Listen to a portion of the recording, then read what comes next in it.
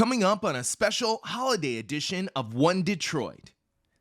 An exhibit at the Detroit Historical Museum examines the history and traditions of the city's former Chinese neighborhoods. Plus, Cranbrook Art Museum hosts a display of contemporary arts focusing on African American life in Detroit. Also ahead, Oscar-winning costume designer Ruth Carter talks about a display of her original costumes at the Wright Museum. And we'll wrap up with a list of other events and activities happening over the holidays. It's all coming up next on One Detroit.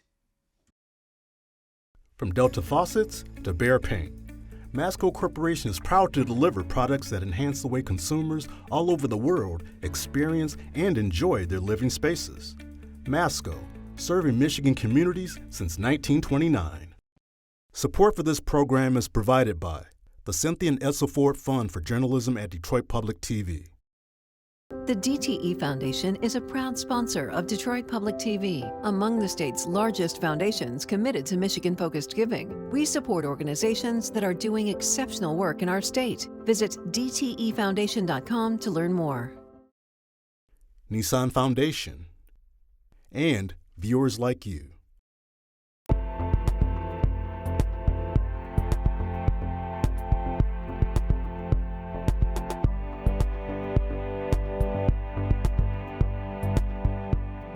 Happy Thanksgiving! Just ahead on a special arts and culture edition of One Detroit. A local community of artists depicts the Black life in Detroit in a show at the Cranbrook Art Museum. Plus, movie fans will recognize many of the costumes on display at the Wright Museum from Oscar-winning designer Ruth Carter. And Dave Wagner and Cecilia Sharp of 90.9 WRCJ have more ideas on how you can spend your free time over the holidays. But first up, an exhibit called Detroit's Chinatowns explores the history of the city's Chinese community through artifacts, photos, video, original art, and oral accounts. It's on display in the Detroit Historical Museum's Community Gallery. Contributor Chien-An Yuan and One Detroit senior producer Bill Kubota report on how the exhibit preserves stories that were in fear of being forgotten.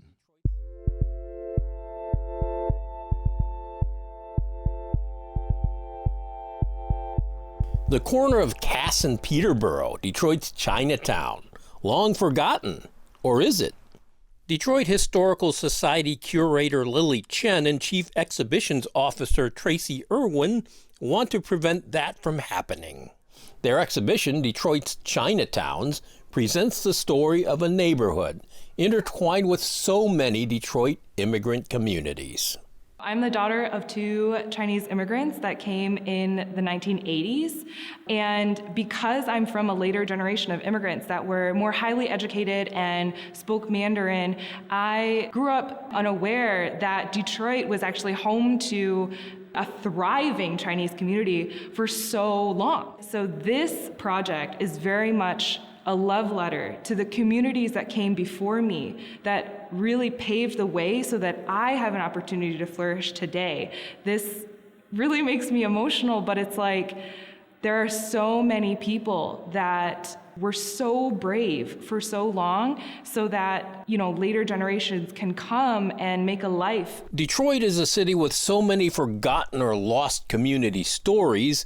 The Detroit Historical Museum's Community Gallery fills in those gaps. But sometimes we find stories that we need to tell and we don't have another space within the museum to tell it, so that we then work with the community to help tell a story. Lily, our assistant curator, she brought the story to us and we were like, yes, we have to tell this story. So then she then sought out community members through the oral history program to tell the story. So, they were able to come in, share their perspective, and then put this amazing exhibit on the wall. So much of the Chinatown community, and I'm so proud of this, is still here in the Detroit area. And when we kind of started to contact the major Chinatown families and all these different people that had lived in Chinatown, they came out and said, we've got these artifacts in our attic or in our basement or in photos, in photo books, and all of the kind of community members were willing to share those and to tell their story. So we're so grateful. Really, this is a truly community curated exhibit because the community community members were willing to share all the things that they had, and you can see a huge range of those artifacts in the exhibit. One special family that contributed a lot of artifacts is the Lim family, and they were the second owners of the Shanghai Cafe, and it was a single mother with 3 kids who ran the restaurant on her own, and many other women in the Chinatown history who are featured in the exhibit as well were just such heroes and carried their families and their businesses with such resilience. Some amazing finds to see here. Items once commonplace in Chinatown thought to be discarded, destroyed. Chen connected with the ex-Chinatown community to put together this unique collection, revealing artifacts hidden from the public for decades. One of them is the original mahjong table that came from the Lim family. It is, estimated to be from the 1950s, but probably from earlier. This is an artifact that would have been played in Chinatown during that time. That artifact is so cool. It's the table, as well as the surrounding chairs, the light, and the actual mahjong set. It's an honor to have some of our veteran medals, including a Silver Star and Congressional Gold Medals, which were awarded to Chinese American veterans that served in World War II, and they're here on display. This is a rewarding dive into the stories, the images, the artifacts. But what relevance does Detroit's historic Chinatown have now, 20, 40, 60 years later? The exhibition's creators hope we can step back and see the much bigger picture. Obviously, the Detroit Chinatown story is very relevant today, with demolition, with communities talking about it. So having this exhibition in this space at this time is serving a community need.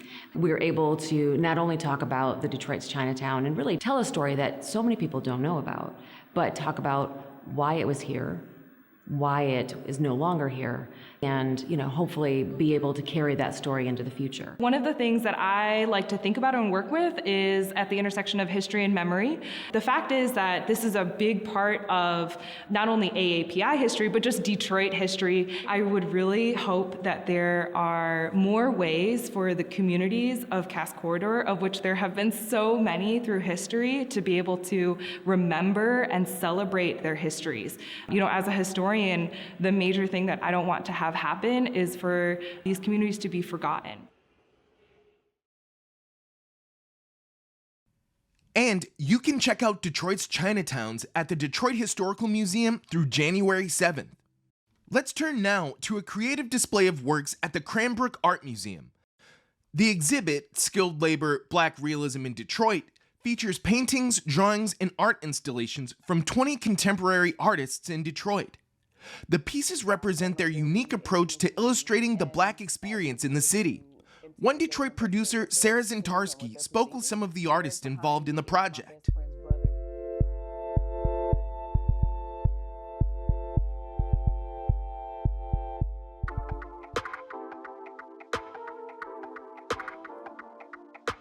It's a historical exhibition, absolutely. This exhibition really demonstrates the legacy of really genius here in Detroit, Michigan.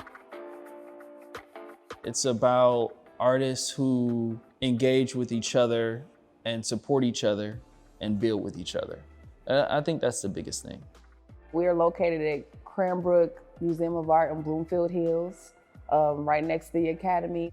The idea of this exhibition actually came through curator Laura Mott. We thought about the last 10 years of Detroit contemporary art for Black Realism and highlight, the artists that we wanted to highlight. This is the all-star game right here. Everybody in here is an absolutely incredible painter and artist. The name of the exhibition is Skilled Labor, Black Realism in Detroit. And what I believe it means, specifically for me as a co-curator, is thinking about labor in general, but specifically labor in Detroit. So each artist in the exhibition handles that differently. So everybody's work does not look the same. They don't approach realism the same, but it's a spectrum of artistic ideas that are approaching this subject matter. I like how it touches every corner of a Black experience in each portrait. I think one successful way that this exhibition carries the Black body or the Black narrative is that it showcases a number of artists who have a diverse, although similar and yet dynamic narrative that isn't just confined to the identity, the political identity of Blackness itself, which is just based on the colorism of it, but more so people's background, talking about themes of liberation, themes of empowerment, empathy, themes of even migration. You know, you also see moments of joy, families bonding, pain. So it's successful in the sense that it gives artists the opportunity, and also the viewers too, who come to see the show, a big depth and breadth and scope of like all these narratives combined. You'll see a lot of work that deals with the muralistic tradition in Detroit, and there's drawing, there's painting, and there's also an aspect of installation, specifically Rashawn Rucker's work and Sidney James' work. So there's all of these different aspects for viewers to kind of really get involved in something beyond their general idea when they think about realistic art. For me to be a part of this conversation of Detroit realism, of Detroit legacy, is truly an honor. My painting is hanging alongside Huber Massey, who was my teacher, who literally provided me the foundations of figure drawing. So it is truly an honor. My painting is titled Bound for the Land of Canaan Land, which is really very much inspired by Detroit's history with the Underground Railroad. One of the hymns that was sang during the enslaved route was a song called Bound for the Land of Canaan Land. And so Canaan Land was code word for Canada. My interpretation of Black realism is, for me, is trying to paint the Black soul. I'm trying my hardest to portray Blackness in a way that conveys a lot of vulnerability, intimacy, and asks the viewer to interrogate and investigate what they're seeing and what they're perceiving. Derek behind me is my best friend's brother. Derek is full of culture. Now, from the way his hat, the way he ties bandana around the hat, to his earrings, to his chains, to everything. And these are things that we have kind of pushed culturally for so long in like the pockets of our society. It gets to the point where people judge these attributes of Blackness as a negative of Blackness and not a wholeness of it, and not a beautiful part of it. When it's not negative, it's culture, it's bravado, it's beautiful. There's nothing, he's not doing anything wrong. So I like to paint him in his state and ask you, if you do have a problem, if you do feel uneasy with this type of image of Blackness, then where is that coming from? So there are two pieces that I have in this exhibition. One called Yonder is a piece that was made in 2018 upon graduating here in Cranbrook. The other piece is called Menorah's Volta, and it's a portrait of my wife with her hair braided. And Laura Muck came to my studio, and she brought up this idea of the anti-portrait, which is a discussion that her and Mario Moore were having. I like to pull the viewer in, which is why I feel like realism is really important to me, because I want you to feel like, as the person looking at the work, that you can walk into the space, or that the figures in the work are engaging with you in some kind of way. The work that I have in this show is older work. One work that I made last year during my exhibition that had to deal with Underground Railroad and contemporary Detroit. And then another painting that had to do with medical experimentation on Black bodies.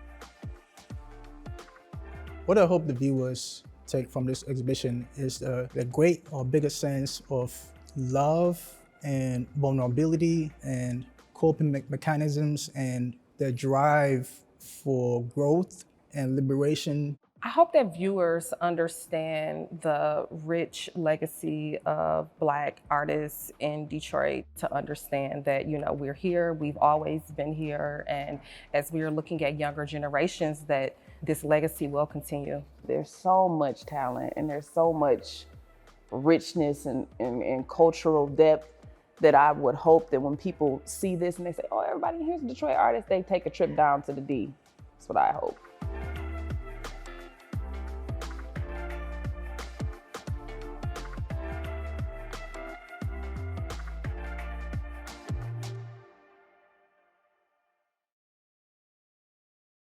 And you can see Skilled Labor, Black Realism in Detroit at the Cranbrook Art Museum through March 3rd. An extraordinary exhibition of costumes from iconic movies is on display at the Charles H. Wright Museum of African American History in Detroit. The original designs are by Academy Award-winning costume designer Ruth E. Carter and features clothing from films such as Black Panther, Malcolm X, Coming to America, and Selma. American Black Journal host and One Detroit contributor Stephen Henderson sat down with Carter at the museum to talk about her stellar career and the inspiration behind her creative designs. Do the right thing.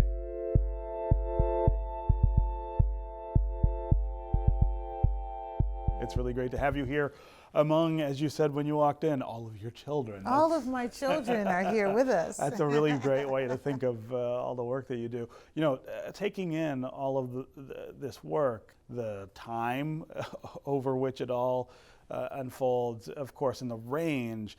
But I always want to start with artists talking about inspiration. Where do you come up with all of these things?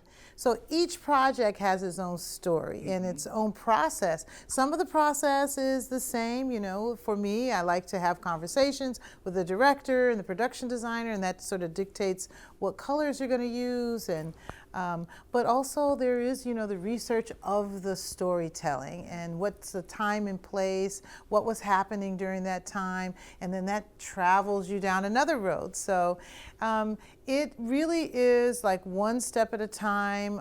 We do a lot of illustrating and you know, like when I look at some of the photographers of the time, like James Van Der Zee and Teenie Harris, you know, it's inspiring to bring some of those images to life, and that's where a lot of the images come from. Yeah, yeah.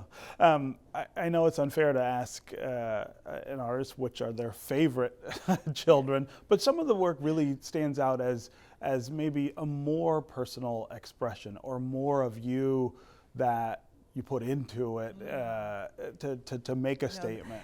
You know, I get that question a lot. Favorites, you know, they're like my children. I can't have a favorite. I can't choose. But there are some that the whole experience was amazing. I mean, being in the desert at the pyramids in Egypt on a Spike Lee joint doesn't get much better than that. But at the same time, you know, learning about our journey from when we landed here, going through all of the different ways we clothed ourselves. And I didn't know that they had these special places on the plantations that were just dedicated to spinning cloth and sewing garments. And so that was exciting for me to, you know, to get into that. So, you know, every single one. I mean, of course, Black Panther being a very, very special film. Is like a favorite. I learned a lot, even after 30-something years in the business, I was still learning. But, you know, Malcolm X was wonderful too. So it's hard to really say one. As soon as I say one, I think of another. Right, right. And again, the range of material here in terms of the story is so broad. I mean, clothing people for roots is really different than clothing people for Wakanda or for Do the Right Thing. But actually it isn't. It's not. Okay, tell me why. It really isn't. I have utilized the African diaspora on everything. On all of them. Okay. And sometimes it's the way we combine the colors. Sometimes it's bringing in the messages, you know, and Do the Right Thing. They had little lanyard that they would wear around their necks. So Africa with the colors of the flag, and, you know, Kente, and we used a lot of Ankara and Do the Right Thing. So there is just like, you know, you and I, you know, we can trace our roots back. Sure. And that's the same with clothing. We can look at clothing, like for roots, I wanted to use like the indigo, and how, you know, indigo was used quite a bit in Sierra Leone. And so I used the blue as a family color. And I carried the blue in every episode of Roots Reboot, because I wanted to have a lineage and a legacy. So really, there is a lot of our past woven in the present. To all of it. Yeah. Yeah, yeah. We also have here on the exhibit the sewing machine I believe you used as a child, is that right? Yes, my sewing machine that was in my room. Yeah. My mom put it in my room. Actually, it was folded up and it looked like a desk. Okay. So, you know, I guess my mother like pushed that thing in my room and said, you know, she can do her homework on it, or maybe she'll discover that this is a sewing machine and she'll want to use it. Yeah. You know, single parent household. I had, you know, there's 8 children, 5 brothers and 2 sisters. So, you know, we were very inventive as kids. I have 2 brothers that are artists, and they're painters and sketch artists. They didn't work at that. That wasn't their primary job. I mean, I'm a child of the 70s, you know, and so they were before me, and we had to actually go get a job, you know, and painting was like a hobby. So I had that sewing machine in my room, and when I discovered it, it kind of replaced my sketchbook. So I like to think that I'm the sum of my parts, that I had this love for sketching and drawing that I got from my brothers, and then I discovered this way of working with textiles and making art with the sewing machine. Yeah. So you are the first African-American woman to win 2 Oscars. I mean, Yeah. Just saying that is kind of Surreal. Remarkable, Yeah, right? thank you. But the work that took you to that moment is also really special. I mean, it's special to so many people. Talk about Wakanda. Yeah, well, I worked really hard. And, you know, when I met Ryan Coogler at Marvel, I had amassed a lot of images on my computer in a Dropbox. I didn't know that once you got into the Marvel studio that you couldn't open things like Dropboxes. You know, they have a firewall. And I'm kind of a little concerned because I'm in an interview and I can't open the images that I collected over days to show him. And he was sitting there very relaxed, and now that I've worked with him on 2 movies, I see that disposition. I can remember this disposition, even though it was new to me then. He was very laid back, he was very patient, and he said, Ruth, I'm really glad you're here. I was a little boy growing up in Oakland when Malcolm X came out, and I remember it was a family environment in the theater. People are excited about the movie opening. I went with my family. I sat on my dad's lap and watched Malcolm X, and I remember as a little boy seeing the costumes. And when he said that, you know, what I was concerned about on that Dropbox was no longer important. That's not the issue, right? Yeah, and I realized I could contribute something to this young man. We created this world together. It's a very collaborative field. So by the time it was released, the trailer came out, I was sitting there watching, and I immediately started getting like text messages and tweets and all kinds of stuff, and I thought, wow, this is really going to be big. And then there I was on the Oscar stage. And you can see Ruthie Carter Afrofuturism in Costume Design at the Wright Museum through March 31st. There's a lot more happening in Metro Detroit over the holiday season. Cecilia Sharp and Dave Wagner from 90.9 WRCJ have a list of events and activities for you to check out in today's One Detroit Weekend. Happy Thanksgiving, Cecilia. Happy Thanksgiving to you too, Dave. It's nice to be sitting here together after having a big, delicious meal to talk about what's going on this holiday weekend. So what's first on your list, Dave? Well, let's begin with the great Al Green coming to the Fox Theater tomorrow night. What's your favorite Al Green song? Well, Al Green has a ton of hits, but how about Love and Happiness, Love that. Still in Love with You? There you go. Yeah, and the list goes on. And something else happening tomorrow is Black Friday Clay Day, ornament painting at Art in Motion. Oh, that's definitely a nice creative outlet to de-stress from the holiday shopping crowds. Now, if you want to shop from local artisans this weekend, head to the Indie Arts and Crafts Fest on Saturday at the Motor City Brewing Works Warehouse. And if you happen to be in Northville this weekend, stop by the Northville Art House, where the Small Works All Media exhibition is taking place through December 16th. The exhibition actually focuses on creations on a tiny scale. Oh, wonder if I need a magnifying glass for that. Well, if you want to bring it, you can, but I don't think you're really going to need it. Okay. Of course, Christmas is just around the corner, and the Meadowbrook Theater is celebrating by presenting A Christmas Carol through Christmas Eve. And of course, there's so much more to do this long weekend. Here are a few more events to check out. See you next week.